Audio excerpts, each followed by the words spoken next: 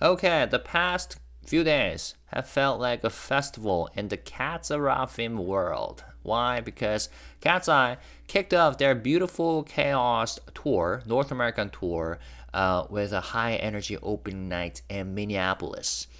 And a couple days later, LESSERAFIM stepped onto the Tokyo Dome stage. Boom. For a milestone, which meant as much to the members as it did to FEARNOT. So it was great to see the two groups finally standing in the places they have dreamed about for years. So in this video, we're gonna walk through some of the highlights that happened. We're gonna go over some reviews, and then we're gonna talk about why these concerts meant so much to the fans. So let's start with LESSERAFIM, which happened just yesterday. So these are Catseye footage or photos. All right. So LESSERAFIM held a Tokyo Dome concert, and there was an article about it on the day of from Source Music. On November 18th and 19th, LESSERAFIM will hold their 2025 LESSERAFIM Tour Easy Crazy Hot Encore in Tokyo Dome. This show is the encore run of their first world tour, which kicked off in Incheon in April and set off huge excitement across Japan, Asia, and North America through September. Time flies, you know. Through Source Music, LESSERAFIM shared their thoughts, saying it still doesn't feel real that we are performing at Tokyo Dome, something we have dreamed about for so long. Yeah, it's such a milestone. And I remember seeing on the last night of the concert in their Japan tour, they made that announcement, and the members cried. Right? Yeah. We're grateful to the members who worked so hard to reach this goal, and above all, to FEARNOT for making this moment possible. We want to give you the best time. FEARNOT, by the way, is the name of the fandom for LESSERAFIM. The article says, they also pointed out what fans should look forward to, saying, we rearranged the entire set list just for this concert. There are stages we have never shown before, so please look forward to them. The performance will also feature a special collaboration expected to make the show even more fun. On top of that, the members will be moving around different parts of the massive venue to interact with fans and create a show built together with the audience. Yeah, because the venue is huge. And they had this cart, like electric moving cart, to move around the venue to interact with the fans as much as possible. And yeah, some of the highlights included the encore. So after when everybody thought that the show was over, LESSERAFIM came back and performed crazy with endless remixes. And it was such a banger overall. And they also have a new song this time, right? Spaghetti. So they rearranged the entire set list. LESSERAFIM previously held 27 shows across 18 cities, captivating K-pop fans around the world. They sold out every seat in Saitama, and their concerts in Taipei, Hong Kong, Manila, Singapore, and in North America, New York, Chicago, Grand Prairie, Inglewood, San Francisco, Seattle, and Las Vegas all sold out as well, proving their explosive global popularity. The Saitama show sold out immediately upon ticket release, leading to the opening of restricted view seats and even equipment reserved seats once the setup was completed. During the North American leg, they became the first K-pop group to appear on NBC's America's Got Talent. They also guested on the popular talk show, The Jennifer Hudson Show, expanding their presence even further. Riding the momentum, the group, now widely called the strongest fourth-gen girl group, is ready to burn through every last drop of energy during their 2-day Tokyo Dome concerts starting today, and they absolutely killed it.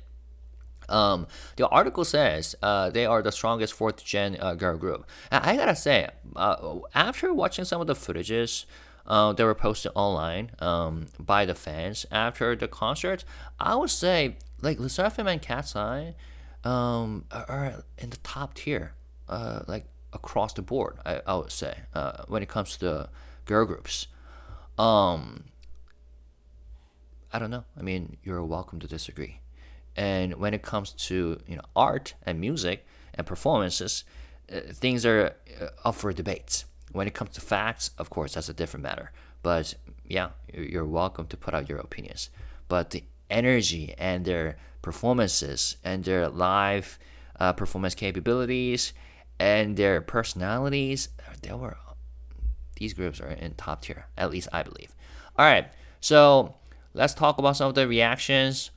First of all, there were a lot of people at the venue, and here's a shot posted by one of the FEARNOTs, and yeah, it looked like a with all these light sticks held by the fans. So it was a beautiful sight. We read that. And LESSERAFIM was on the first pages of major newspapers in Japan. So here's a photo taken by a Korean FEARNOT who traveled to Japan to attend the concert and was proud about the fact that LESSERAFIM was featured by major newspapers. Lots of people. LESSERAFIM said, "One crazy is not enough," and played the original, remix, rock, jazz, sped up version, slowed down version plus reverb version, 8D audio, and nightcore.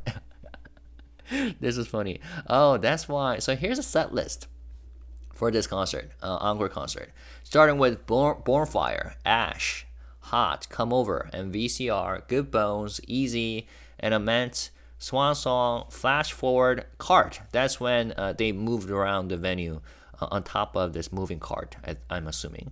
Blue Flame, So Cynical, Impurities, The Great Mermaid, and then Ament. By the way, in Korea, we say 멘트, referring to the sessions where the members, have conversations or deliver speeches. Is this like is everyone like even the global fans use this term, ment, MENT? I always wonder about that. And then Pearlies. Oh yeah, they performed Pearlies, which was the second track on the latest album that they released, along with Spaghetti, and they had a cute choreography with that as well. They used the mic stands for the performance though this time. No Celestial, Smart, Far in the Belly, I love that song. VCR, Spaghetti, remix, Dance Break, and then Chasing Lightning. Yeah, I heard that the transition from Spaghetti to Chasing Lightning was awesome, with the dance break included. And then Ibu Pussycat, the Bluebeard's wife, Crazy, 1-800 Hot and Fun, Met, Fearless, Unforgiven, Antifragile, and then Board Dance Challenge, Kawaii, Different, Meant, Perfect Night, No Return. And after No Return, people thought that it was over, and people even started to leave the venue. But then, all of a sudden, the members were back, and then started the crazy with the crazy remix, the infinity logo included, meaning that they played it over and over again. And here's another reaction. We gotta point out that this is basically the third hour of the concert. Oh, it was super long. You can only have this much energy if you truly love your job, or who you're doing with, and who you're doing it for. LESSERAFIM's gratitude is their fuel. Yeah. So like never enough to talk about how impressive their energy level is. And it basically became like a clubhouse. Everything about the LESSERAFIM Tokyo Dome tour is just insane. The set list, the vocals, the stage presence, the choreo, the interactions with FEARNOT is top tier stuff, and they are only getting started. Yeah, they're telling you. Also, here are the translations of the members' 멘트 or speeches that they delivered at the end of the concert. Starting with Yoonjin. It feels like I've only got a portion of it, and I couldn't find Eunche's speech, by the way, so my apology in advance. Yoonjin said, "It feels like we have always been a source of good influence for one another, sharing strength and love as we live our lives. Because of that, I've started to believe that as long as we are with FEARNOT, we can go anywhere. We'll continue to lead you to places that are even brighter and more beautiful. So I hope we can keep walking forward together for a long time. You will stay with us, right? Thank you, FEARNOT." I love the way she speaks, and the way she describes the relationships with her fans.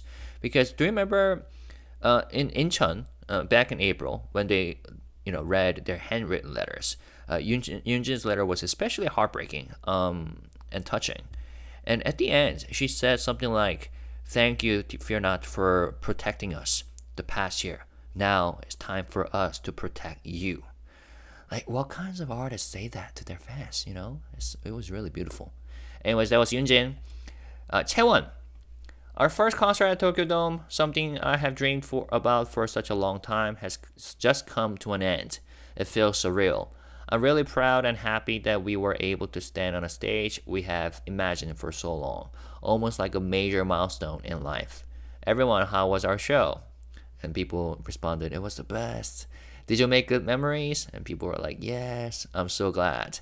To be honest, I worried a little up until the day before, wondering if it could really fit such a big venue like Tokyo Dome.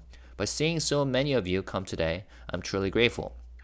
Watching FEARNOT cheer for us, share the excitement, and feel happy with us made me feel so warm inside.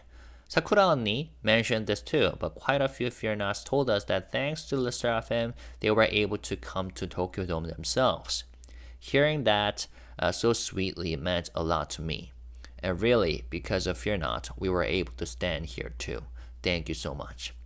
I hope we can keep making new experiences and many more great memories together. Our venues will keep getting bigger and farther away, which means the physical distance between us might grow, but we will work even harder so that our energy can still reach you.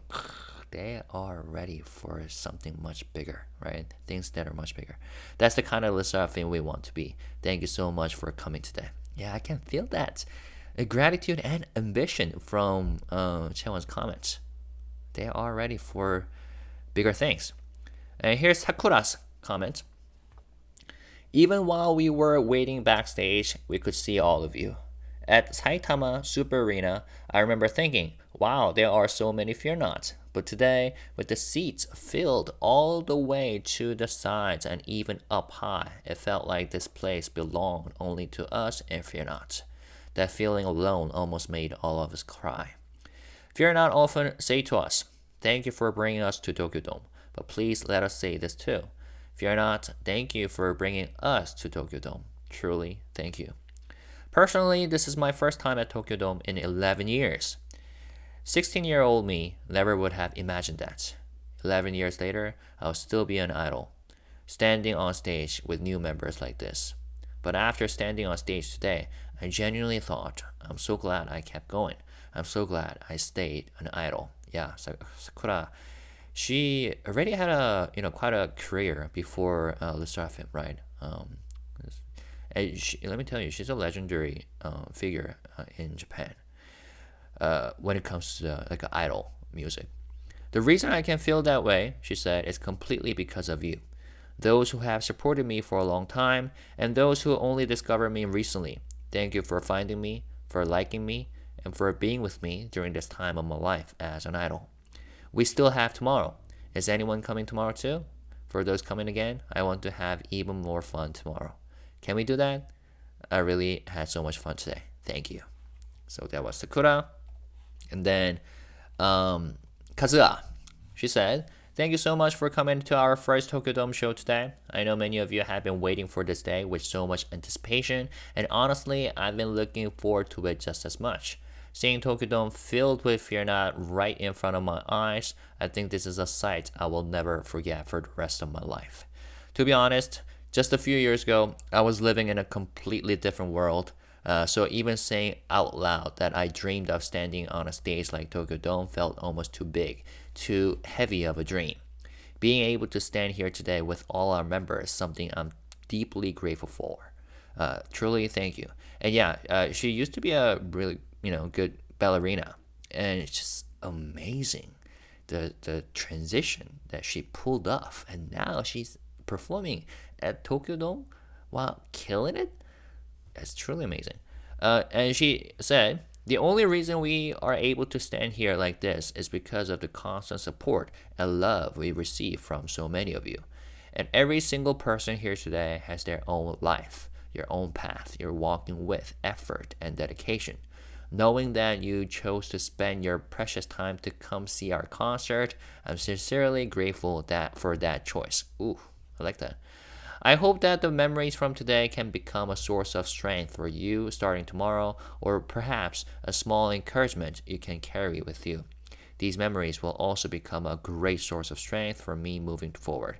If LESSERAFIM holds another concert in the future, will you come see us again? Let's definitely meet again. Thank you so much for coming today. A lot of people commented on her abs. It was very noticeable. It's clear that she worked out so hard for this era. I mean, she always worked out hard, but it was amazing. Yeah, again, sorry for missing, not being able to find Eunche's comments.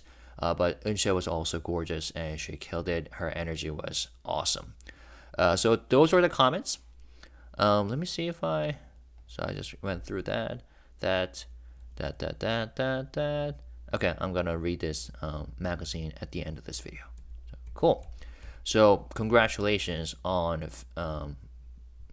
having an awesome concert on day one of the Tokyo Dome encore concert, and yeah, the set list was packed, filled with all the songs that I love, and I'm pretty sure night two, will be even more fun and even crazier.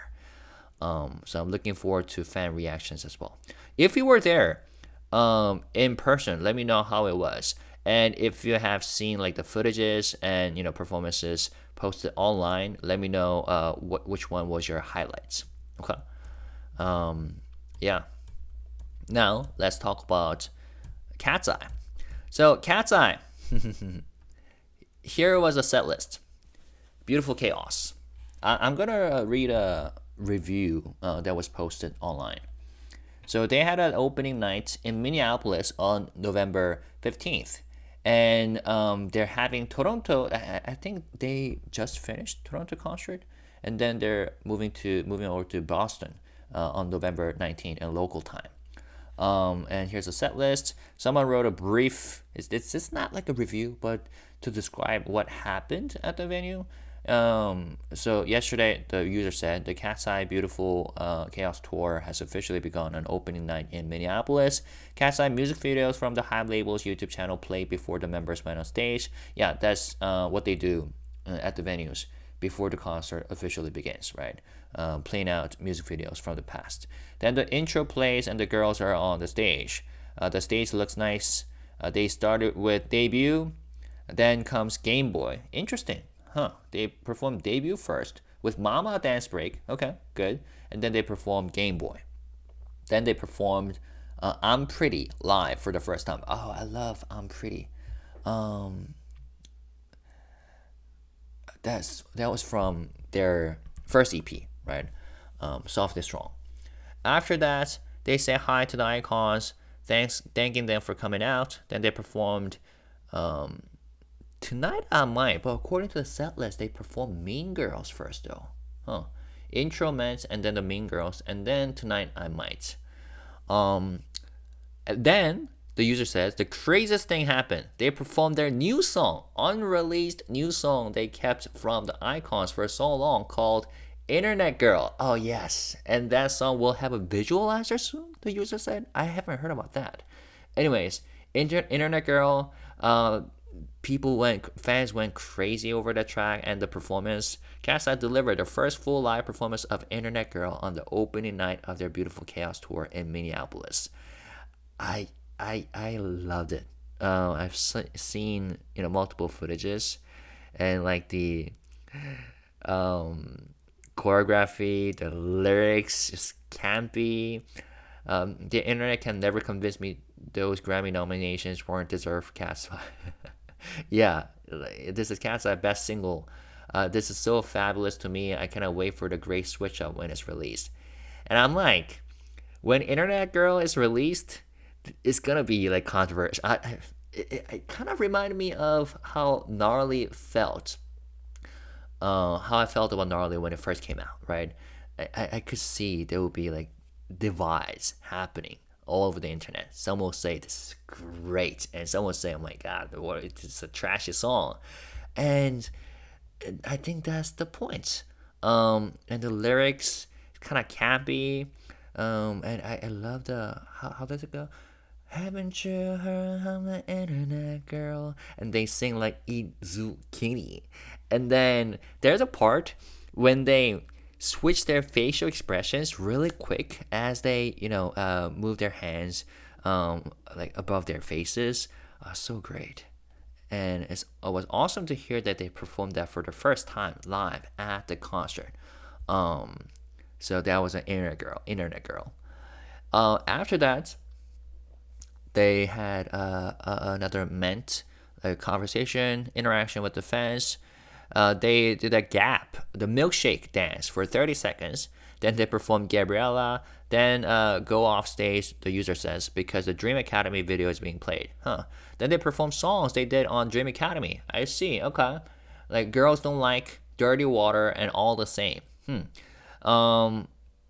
See, this is because the reason why they are, I'm pretty sure, performing all these songs from the Dream Academy is, first of all, some fans still miss those days, right? And all those classic songs that they performed, during the Dream Academy days, but never again performed after that. That's probably why. But secondly, they're still super early into their career, right?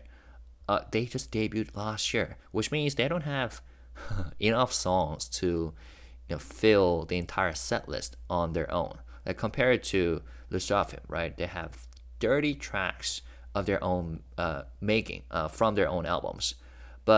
So that makes sense that they have included some Dream Academy songs. And then after that, and they even did a Gap Milkshake dance breakdown. Although when it comes to Milkshake, it makes sense because it became so popular. Fans loved it, people loved it, and a lot of people got to know Catseye because of that. But anyways, after that, they performed Time Lapse. Time Lapse, by the way, did I already talk about this? No. Time Lapse is their official soundtrack for a Korean drama, K-drama, Good Boy. Good Boy official soundtrack part 6. And after that, they performed Flame, which is from the Netflix series Gentry Child vs. the Underworld. So yeah, they included those 2 tracks. And after that, they performed Monster High Fright Song. Catseye. Monster High Fright Song. Yep. There you go. So they have included those collaborative tracks. After that, Flame, the theme song from, speaking of cartoons, they perform Monster High. They perform MIA, which is the last track from their second EP, if I remember correctly. Then they perform Gnarly with a new dance break for the first time. Then they perform Touch. And last, they perform My Way. I love My Way. Ending meant dancer, staff, Eyekons, appreciation, group photo, and My Way. My Way, by the way, is from their first EP. And the user said, I gotta say that was totally awesome. I rate this 10 out of 10. Yeah. And it was very obvious from the fan reactions online, on YouTube and on X and other social media, that they all loved it, the energy level. And when I saw the footages, I was like, they just debuted last year, but it's almost look like they're like veterans already. I cannot stop focusing on Sophia whenever the "Do you read me" like the emoji part comes up. She's literally like, yeah, that was great. So these are the responses to Internet Girl. I think this is Megan's era. It's giving rock star vibes, and Megan is the one for it. Finally, Sophia has lines. I'm going to write if she doesn't. Not gonna read this. So that's a Sophia fan. It's definitely Megan's era. I just noticed their facial expressions change when they say, "Do you read me?" like the emoji. So cute. It's unfair how much I'm addicted to this song, and we don't know when it will be officially released. Yeah, it might take some time. And maybe, the agency is trying to read the room by, debuting this track during the tour to see how people react. All right, here's more of a legitimate review posted online by the Minnesota Star Tribune on November 16th. Review: Catseye was a whole lot of choreography, chaos, and shoelaces. The surging K-pop group kicked off its tour in Minneapolis. Here's an intro. It was an opening night for the first tour by Catseye, one of the buzziest properties in popular music. Let's see. She bought 400 tickets in July for her daughter Ella, who received good grades that led to extra merch money. Mom said her balcony tickets were going for $950 the week of the show. That's pretty expensive. And then she dropped another $350 on merch for mother and daughter matching t-shirts, as well as tees for the two younger kids at home. By night's end, the merch booth, offering more than a dozen items, including $85 Minneapolis emblazoned jerseys and $69 programmed light sticks, was down to 2 shirt styles in limited sizes. The pre and post show lines for merch were insane. Catseye is no ordinary act, the article says. The Los Angeles-based sextet, featuring women ages 17 to 22 from the Philippines, Switzerland, South Korea, and the United States, is a top pop brand of the moment. They earned 2 Grammy nominations last week, one for the prestigious Best New Artist and another for Best Pop Vocal Performance for the surging hit Gabriella.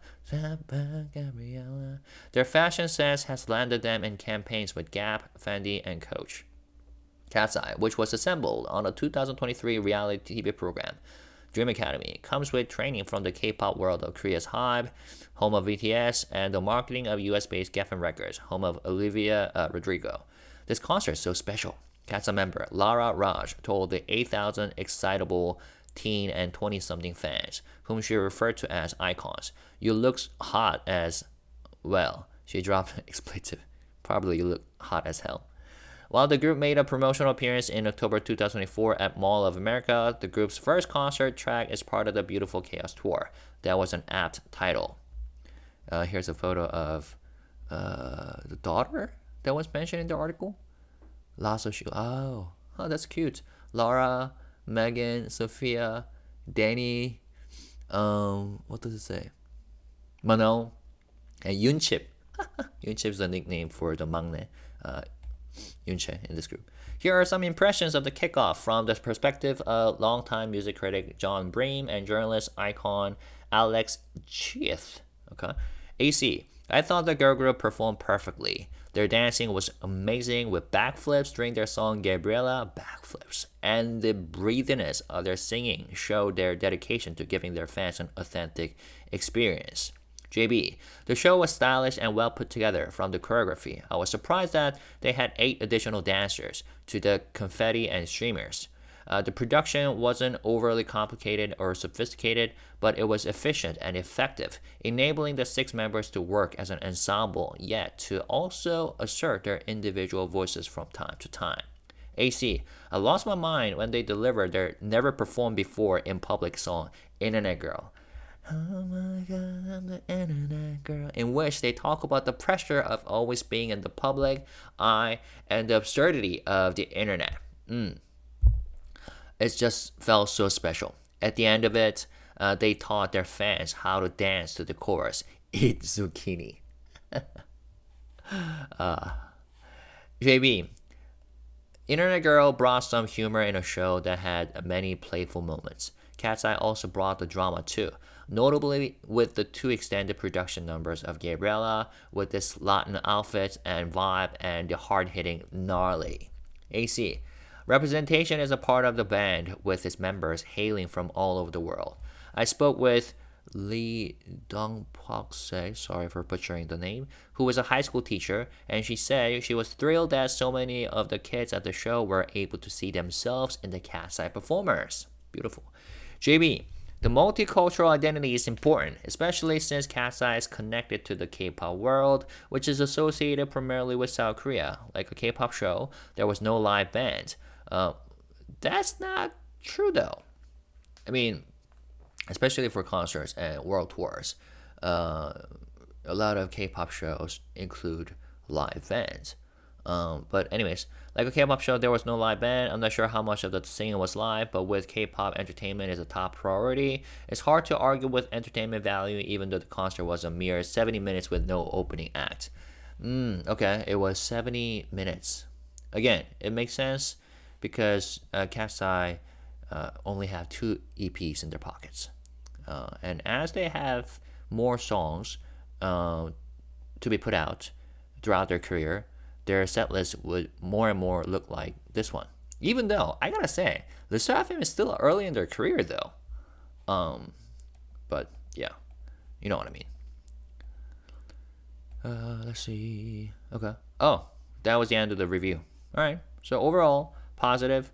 But we gotta, take into account that the journalist, who wrote this article probably has a more of an objective perspective towards the whole thing, right? All right. Cool. And then, by the way, Catseye just reached 2 million members for their on their Weverse community. So congratulations on that. Yeah, they looked amazing. The energy level was wonderful. Yeah, great to see people reacting to it warmly and excited manner. All right, last but not least, let me finish with this Weverse magazine article that was put out recently. Let me translate this in English. Review. Sorry. Do I have it?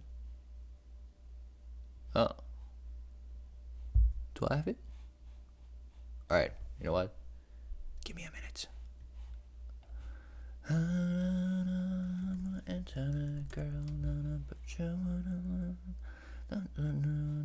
Eat zucchini. I wonder when the track will come out though. Internet Girl. And I have a feeling that, I don't know, kind of like Spaghetti was also like that, right? It was a subtle, well, it wasn't really a subtle when it comes to Spaghetti, but it was a jab at the haters and the whole internet culture. And it's wonderful that these two groups are the ones who are making these songs with such messages embedded in their songs. You know what I'm saying? All right, here it is. Title: The fracture LESSERAFIM and Catseye created in the U.S. market. Girl groups carving out a path in 2025. If we were to pick the defining images of LESSERAFIM and Catseye in 2025, a few moments immediately come to mind. One is LESSERAFIM filling massive venues across the United States. Their Easy Crazy Hot tour, which began in Incheon this April, reached its peak with 7 completely sold out shows in the US by September. Clips of American fans singing the Korean lines of Crazy became a topic in Korea as well. The other is Catseye's record-setting debut stage at Lollapalooza in Chicago this August.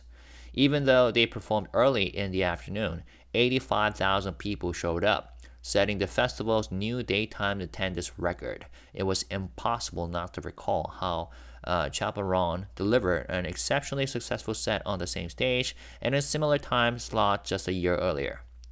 We already know the global success story of a group like Blackpink, but LESSERAFIM and Catseye debuted between 2022 and 2024, during a period when K-pop's global expansion had already taken root. More specifically, the time when K-pop began functioning as a recognized genre in Western markets. They doubt that K-pop was only a niche supported by Asian communities or a small fan sector no longer hold weight. This does not mean that everyone likes K-pop. Popularity in Korea never converts instantly into presence in the West. Reaching the general public is difficult for every genre, and K-pop faces the same challenge, which leads to the question: how are LESSERAFIM and Catseye managing to grow as girl groups in the US market? First, consider the idea of a girl group.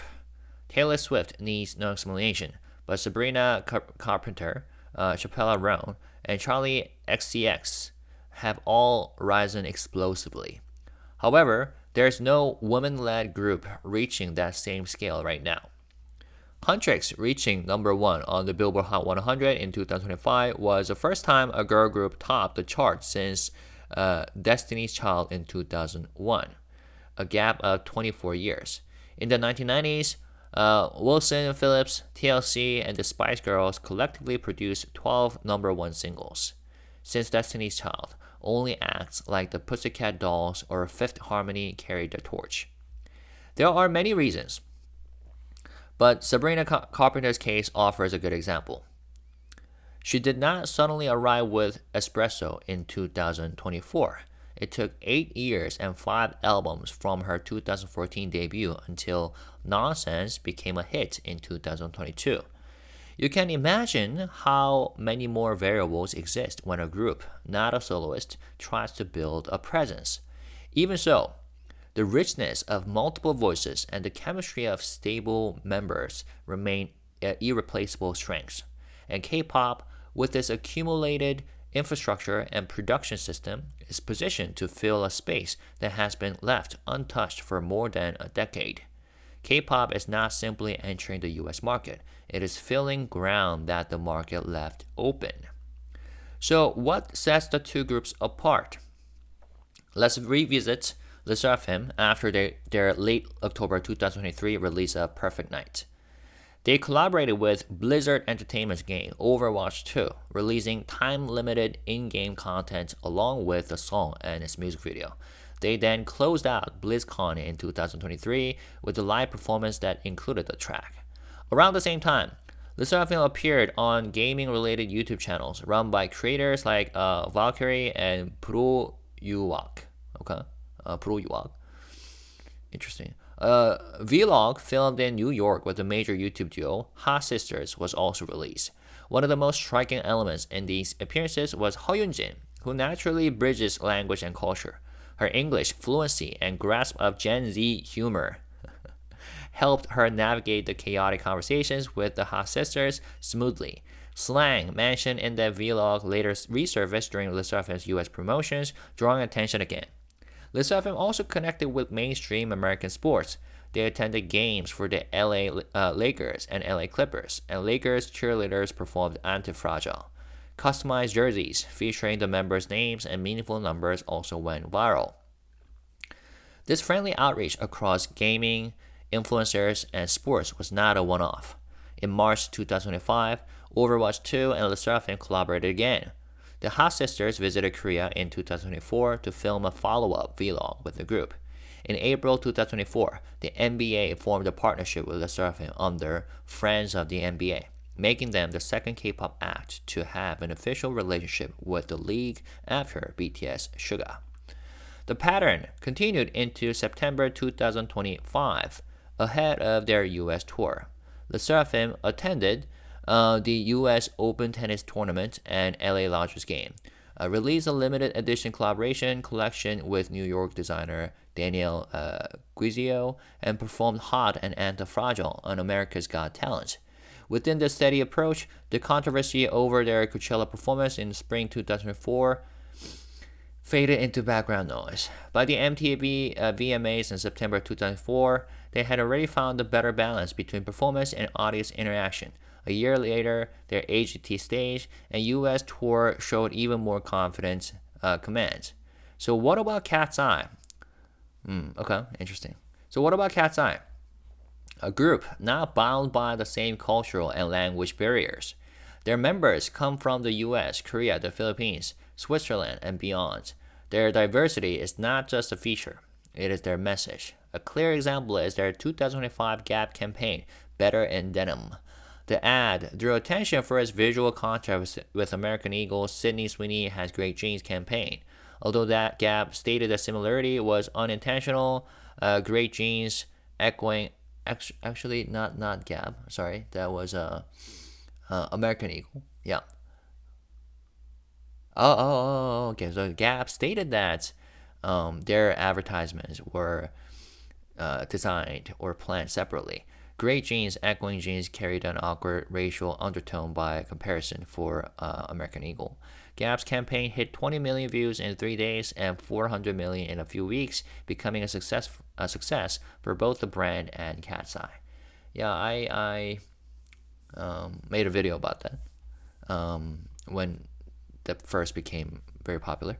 Catseye were not just models assembled for our clothing advertisement, the article says. They were a real team.